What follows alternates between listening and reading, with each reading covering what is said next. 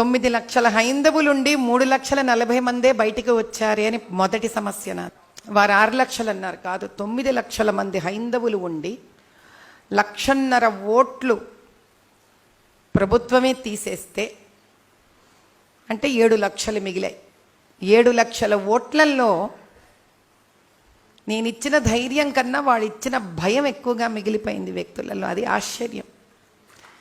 నేను ఆదిపరాశక్తి అన్నా, మీరు చండి అన్నా, కాళీ అన్నా, దుర్గా అన్నా, భ్రమరాంబిక అన్నా, మీరు ఎన్ని పేర్లు ఇచ్చినా అష్టోత్తరానికి కుంకుమార్చనకే సరిపోతాయేమో తప్ప మనుషులు మిగతా 3.5 లక్షల మంది కనుక బయటికి రాగలిగి ఉంటే ఎంతటి అన్యాయాన్నైనా మనము ఎదిరించి గెలవగలిగి ఉండేవాళ్ళము. కాబట్టి ఆ మిగతా 3.5 లక్షలకు వాళ్ళ మీదే వాళ్ళకి నమ్మకం లేదు. ఆ గో సంరక్షణ, దేవాలయ సంరక్షణ, ఆడపిల్లలు, వీళ్ళ కోసం ఎవరైనా నిలబడాలి.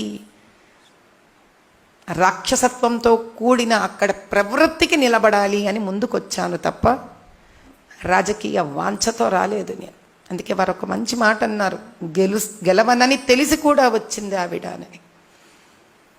కానీ అక్కడ కనుక హైందవులు కనుక నిర్ణయించుకొని ఉంటే కనుక ఎన్ని మోసాలు చేసినా గెలిచి ఉండగలిగిండే వాళ్ళం మనం. ఎందుకంటే హైందవుడు అంటే కొన్ని 100,000 మొక్కల కింద నరకబడ్డ కులాలు. మనలో మనకి కొట్లాడుకోవడానికి పనికొచ్చిన కులాలు మనని ఒకటి చేయడానికి పనికి రాలేదే. నేను ఓడిపోయానంటే ఓటమి నాది కాదు, మనందరిది. నేను కాదు ఓడిపోయింది, మనం ఓడిపోయాం. గెలిచే శక్తి ఉండి మనం ఓడిపోయాం. ఆ పాత బస్తీలో దీపం పెట్టడానికి కూడా కష్టమని తెలిసి కూడా దేవాలయాన్ని కాపాడుకోవడానికి అందరి కులాలు ఒకటి కాకపోవడం మన దురదృష్టం. ఇంటి నుంచి వెళ్ళే ఆడపిల్ల ఒక ఓల్డ్ సిటీలోనే కాదు, రాష్ట్రంలోనే కాదు, దేశంలో కూడా ఎవరైనా ఎక్కడి నుంచైనా ఆ అమ్మాయిని హింస పెట్టవచ్చని తెలిసి కూడా మన కోసం వచ్చిన మన శక్తిని మనము గెలిపించుకోలేకపోవడం మన దురదృష్టం. చాలామంది నాతో అంటారు, ఇంకేముందిలే అమ్మా అయిపోయింది, ఈసారి నువ్వు గెలుస్తావులేని. ఏసారి ఇలా ఉంటే గెలవం మనం, ఇది నిజం. మళ్ళీ 5 ఏళ్లకో మళ్ళీ ప్రతిపక్షాలు మళ్ళీ తయారవుతాయి, మళ్ళీ 5 ఏళ్లకు మళ్ళీ తయారవుతారు, వాళ్ళు మళ్ళీ పుంజుకుంటారు. మనం ఒక్కటెప్పుడవుతాము అనేది ప్రశ్న ఇక్కడ. మనకు మనం గెలవాలి అనే కోరిక ఉందా లేదా అనేది ప్రశ్న ఇక్కడ. దానికి మనం ఏం చేస్తున్నాము అనేది ప్రశ్న. చాలామంది నాతో అన్నారు, చాలా ఉండిందమ్మా నీ కోసం వచ్చి పనిచేయడానికి, కానీ మాకు వీలు పడలేదు అన్నారు. హైందవత్వానికే వీలు పడకపోతే, సంరక్షణకే వీలు పడకపోతే ఇంకా దేనికి వీలు పడుతుంది? దేని నుంచి దేని కాపాడడానికి మనకి తపన? దేనికి?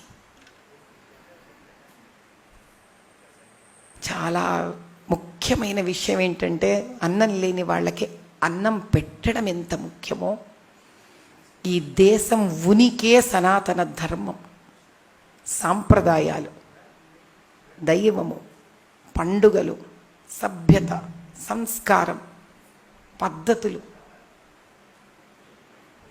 అది కాపాడుకోలేకపోయిన తర్వాత ఏం చేసి ఏం ప్రయోజనం? నేను ఎటువంటి స్థానంలో ఎలక్షన్స్కి నిలబడ్డాను? బతుకమ్మ అనే ఒక పండుగను నిర్దాక్షిణ్యంగా స్త్రీలను వివస్త్రలను చేసి నరికి మానభంగం చేశారే, అటువంటి పరంపర నుంచి నిలబడిన వాళ్లకు ఎదురు వెళ్ళి నిలబడ్డాను నేను. అది కూడా ఒక్కటి చేయలేకపోయింది స్త్రీలను, పురుషులను, హైందవులను. నాకెంతిస్తావు, నాకేంటి లాభం, నాకెంతిస్తావు, నాకేంటి లాభం.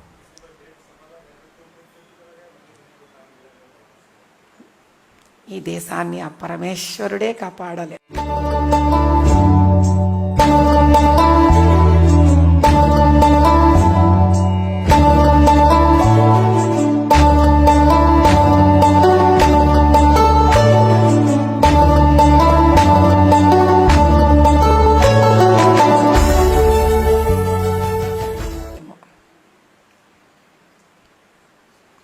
మోదీ గారు అంత గట్టిగా ముందుకొచ్చారు. తప్పులెంచువారు తమ తప్పులెరుగులు ఉర్వి జనులకెల్ల నుండు తప్పు. తప్పులు ఎంచడం ఎంత సులువు. ఆ వ్యక్తి 10 ఏళ్లగా ఎంతమందిని ఎదిరించి ఎదిరించి ఎదిరించి ఎదిరించి నిజంగా ఆ స్థాయికి కాపాడుకుంటూ వెళ్ళాలని వెళ్ళారే. ఆ సీట్లు, ఆ 40-50 సీట్లు ఎందుకు రాలేదని విశ్లేషణ చేసిన వాళ్లే కానీ మన వల్ల పోయాయని ఒక్కళ్ళ తప్పు వాళ్ళ వైపు చూపించుకోగలిగారా? అంత చేసిన ఆయనకి ఆఖరి నిమిషంలో విశ్లేషించే అవసరం ఉందా ఆయనని? నాకు ఎదురు నిలబడిన వ్యక్తి బోగస్ ఓట్లు చేస్తే కూడా వాళ్ళల్లో వాళ్ళు ప్రశ్నించుకోలేదే.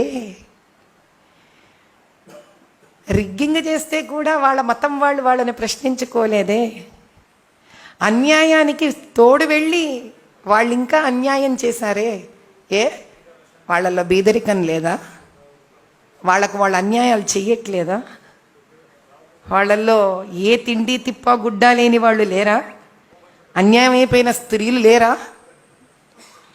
వాళ్ళు ఒక్కటవుతారు, మనం అవ్వం. మనం బ్రాహ్మలము ఒకటవ్వలేము. బ్రాహ్మలు, కోమట్లు, క్షత్రియులు, రెడ్లు, కమ్మవాళ్ళు, గంగపుత్రులు మనము ఒకటే అవ్వలేము. తెలుగు వాళ్ళంతా ఒకటవ్వలేము. దక్షిణ భారతం అంతా ఒకటవ్వలేము. దక్షిణ భారతం ఉత్తర భారతం కలిసి ఒకటవ్వలేము. నాకు ఓడిపోయాననే బాధ కన్నా మన వాళ్ళు నిలబడలేదేనన్న ఒక నిజం నేను నిలబడతారనుకున్నాను. కానీ అమ్మవారు నాకు చక్కటి గుణపాఠం నేర్పించింది.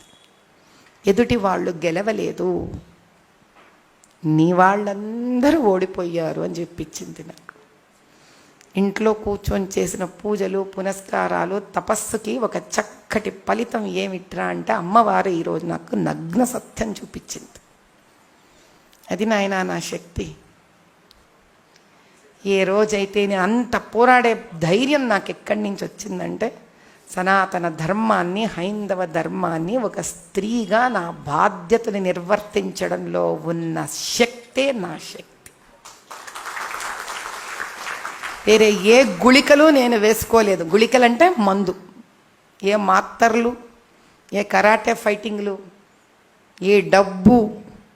చాలామంది నా వెనక డబ్బు ఉందనుకుంటారు. కాదు, న్యాయం, ధర్మం, సనాతన ధర్మం, హైందవత్వం, వీటిల కోసం ఎట్టి పరిస్థితిలో నిలబడాలి అన్న ఒక్క ఆలోచననే నాకు ధైర్యాన్ని ఇచ్చింది. అప్పుడు కూడా మా పరివారానికి నాకు చేతనైన సేవ చేసిన తర్వాత ఎందుకు పిల్లలేమిటి, సమాజం ఏమిటి, పురుషుడేంటి, స్త్రీ ఏంటి, వృద్ధాప్యం ఏమిటి, ధర్మం ఏమిటి, అధర్మం ఏమిటి, సనాతన ధర్మం ఏమిటి, ఇవన్నీ తెలుసుకోగలిగాను కాబట్టే ఎంతో కొంత మహాసముద్రంలో నిలబడి